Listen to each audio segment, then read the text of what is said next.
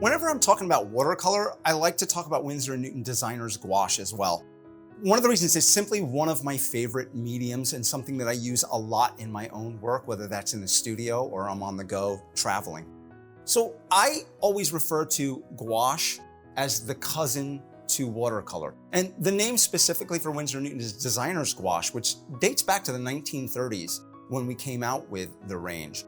Back at that time, it's the pre-computer days. So illustrators are making images for magazine covers, for ads. They need something that's fast drying. So gouache ticks the box, but you could say the same for watercolor, right? They're both water soluble. They're both based on gum arabic. But how is gouache different? Well, two very important things, especially for designers. It's very, very matte and very, very opaque. So how do you get that opaque and look to gouache?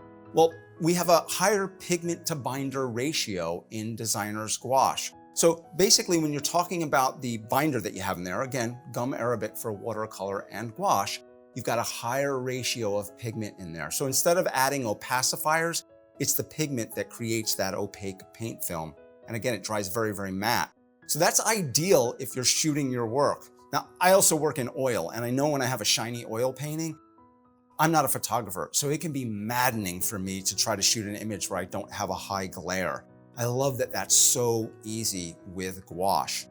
Now, both of the things though that are alike with watercolor and gouache, they're both super fast drying because they're water-based, and because gum arabic is water soluble, both of them can lift. So let's take a look at that.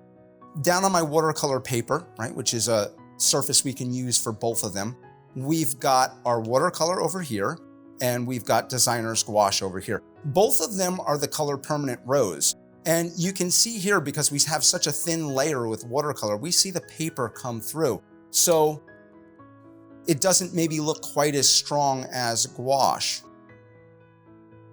And when we put the color, or water rather, over the color, that's gonna start to lift. So you wanna be careful about that. With watercolor and gouache, you're gonna wanna mat it and frame it, protect it from any moisture.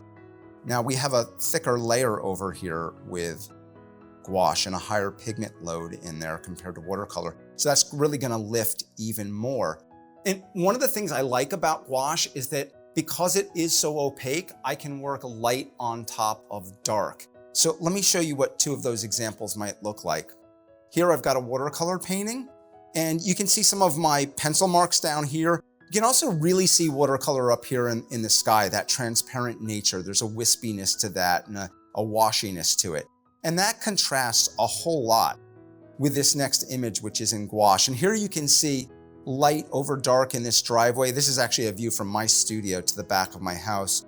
You can see me working on top of areas here like the silhouette of the trees with lighter areas. And again, you can get a bit thicker in your paint film with gouache, but I wanna warn you of something.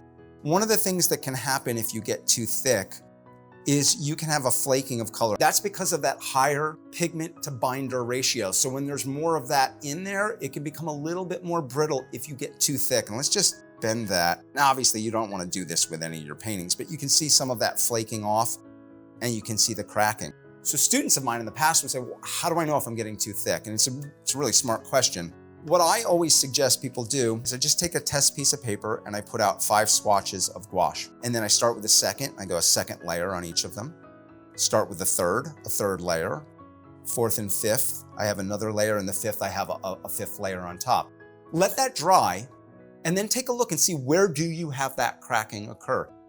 It's not very scientific in that sense. A lot of things with art, we go on touch and feel, but it'll give you a better idea. But a really simple thing I've always said to students is don't treat gouache like an acrylic or an oil in that manner of putting down an impasto brush stroke. So if you're putting a brush stroke down that you see a discernible ridge and thickness of paint, that could probably be a problem with cracking.